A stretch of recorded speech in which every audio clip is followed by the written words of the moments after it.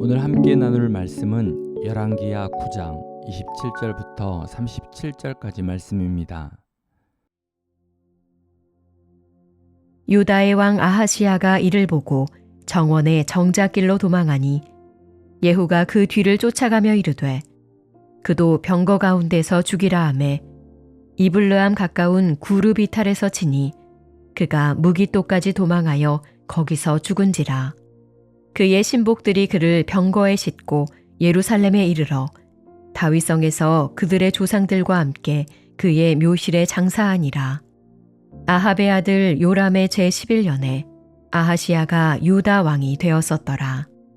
예후가 이스라엘에 오니 이세벨이 듣고 눈을 그리고 머리를 꾸미고 창에서 바라보다가 예후가 문에 들어오매 이르되 주인을 죽인 너 시므리여 평안하냐 하니 예후가 얼굴을 들어 창을 향하고 이르되 내 편이 될 자가 누구냐 하니 두어 내시가 예후를 내다보는지라. 이르되 그를 내려 던지라 하니 내려 던짐에 그의 피가 담과 말에게 튀더라. 예후가 그의 시체를 밟으니라. 예후가 들어가서 먹고 마시고 이르되 가서 이 저주받은 여자를 찾아 장사하라. 그는 왕의 딸이니라 하매 가서 장사하려 한즉 그 두 골과 발과 그의 손 외에는 찾지 못한지라. 돌아와서 전하니 예후가 이르되 이는 여호와께서 그종 디셉 사람 엘리야를 통하여 말씀하신 바라. 이르시기를 이스라엘 토지에서 개들이 이세벨의 살을 먹을지라. 그 시체가 이스라엘 토지에서 거름같이 밭에 있으리니 이것이 이세벨이라고 가리켜 말하지 못하게 되리라 하셨느니라 하였더라. 아람과의 전쟁에서 부상당한 이스라엘 왕 요람이 이스라엘에서 치료를 받고 있었습니다. 이때 엘리사 선지자는 어린 선지자 한 명을 보내 군대 장관 에후에게 기름을 부으라고 했습니다. 당시의 머리에 기름을 붓는다는 것은 그 사람을 구별하여 신적인 권위를 부여하는 것을 의미합니다. 에후는 하나님을 진심으로 따르는 거룩한 지도자는 아니었습니다. 그러나 부하들을 잘 이끄는 리더십이 있었고 결단력이 있었습니다. 에후는 세상적으로 뛰어난 리더였지만 하나님의 때에 맞춰 쓰임을 받게 되었고 극단적인 악을 행하는 자들을 심판하시기 위해 하나님께서 예후를 사용하여 주셨습니다.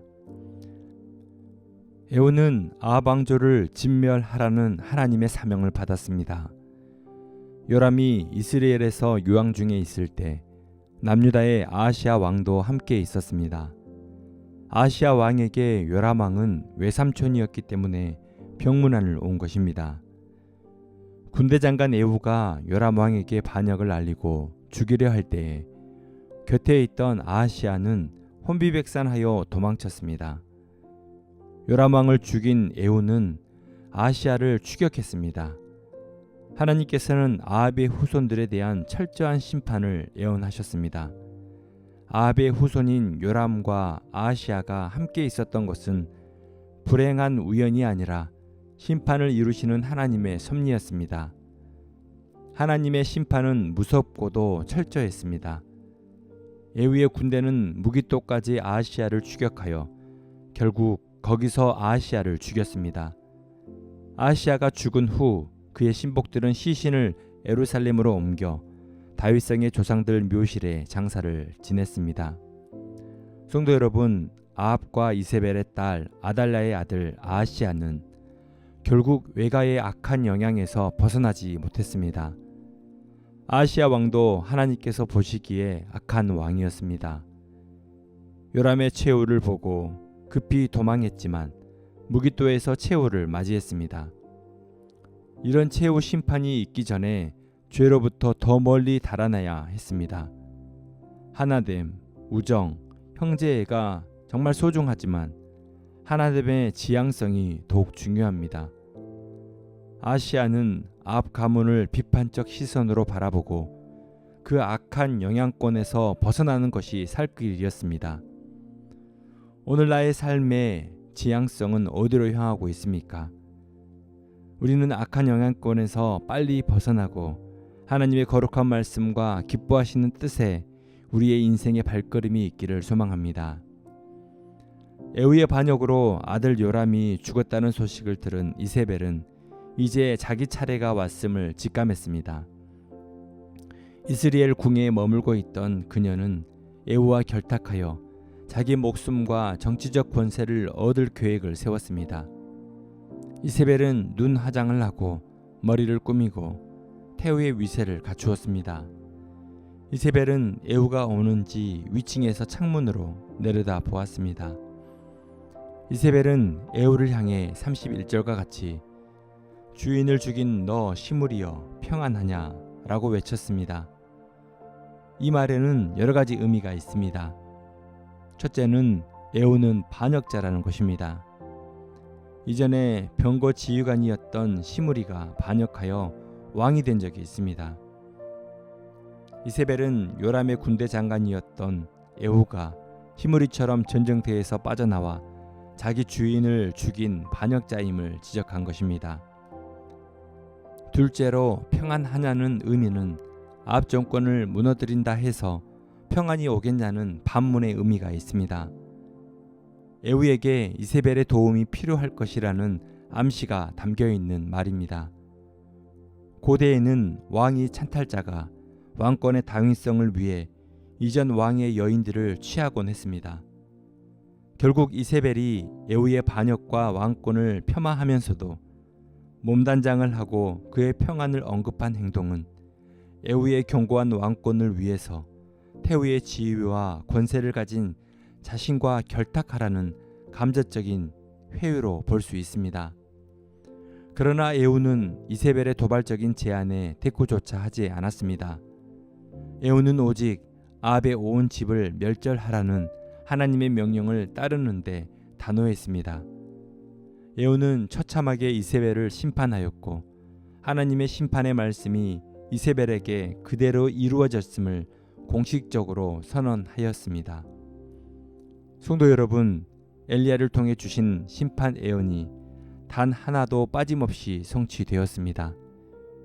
이세벨의 죽음은 하나님의 심판이 실제로 이루어짐을 보여줌으로써 하나님을 두려워하고 공의로우신 하나님을 신뢰할 수 있게 합니다. 죄악의 결과가 얼마나 심각한지 깨닫게 함으로써 경건한 삶을 살아가도록 우리를 격려하고 있습니다. 죄로 인해 몰락하는 악인의 모습을 통해 우리는 하나님의 공의로움을 기억해야 합니다. 매일의 세상 유혹 속에서도 신실하게 하나님을 믿고 의지하는 성도의 삶이 되기를 소망합니다. 사랑하는 성도 여러분, 하나님의 심판을 믿는 사람만이 이 땅에서 거룩한 성도의 삶을 살 수 있습니다. 하나님의 심판을 믿는 사람은 악인의 성공을 부러워하지 않습니다. 하나님의 심판은 성도가 매일의 시험에 직면할 때 하나님의 정의와 의를 신뢰하며 걸어갈 수 있는 힘을 얻게 합니다. 오늘 말씀 속에서 악인들의 최후의 모습을 통해 하나님 앞에서 거룩하고 의로운 삶을 살아가기를 소망합니다. 우리 앞에 놓인 악인들의 활동을 보며 실족하지 않고 하나님의 말씀과 뜻에 삶의 초점을 맞추고 거룩한 삶으로 나아가는 성도가 되기를 소망합니다. 하나님을 무시하는 헛된 권력에 줄서지 말아야 합니다. 하나님의 주권을 거슬러서 참된 삶을 살 수는 없습니다. 우리는 매일의 세상 속에서 여러 선택과 결정의 순간을 마주하게 됩니다. 그때마다 하나님의 말씀에 비추어 우리의 삶을 점검하고 하나님께서 기뻐하시는 길을 선택하며 살아가기를 소망합니다. 일상 속에서 죄와 타협하지 않고 하나님께서 명령하신 길을 담대히 걸어가십시오. 세상의 가치관에 흔들리지 않고 하나님 앞에서 언제나 정직하고 거룩하며 하나님의 뜻을 이루는 삶을 살아가는 성도가 되길 축복합니다. 기도하시겠습니다. 공의의 하나님, 엄중한 하나님의 심판 앞에서 거룩하고 의로운 하나님의 자녀로 살게 하여 주옵소서. 하나님의 말씀에 순종하는 삶을 살도록 우리의 마음과 생각을 지켜 주옵소서. 세상의 헛된 성공과 유혹에 흔들리지 않고 하나님께서 기뻐하시는 성도로서의 삶을 살아가게 하여 주옵소서. 어려운 순간에도 하나님의 공의를 신뢰하고 하나님의 뜻을 이루며 용기 있게 살게 하여 주옵소서. 예수 그리스도의 이름으로 기도합니다. 아멘.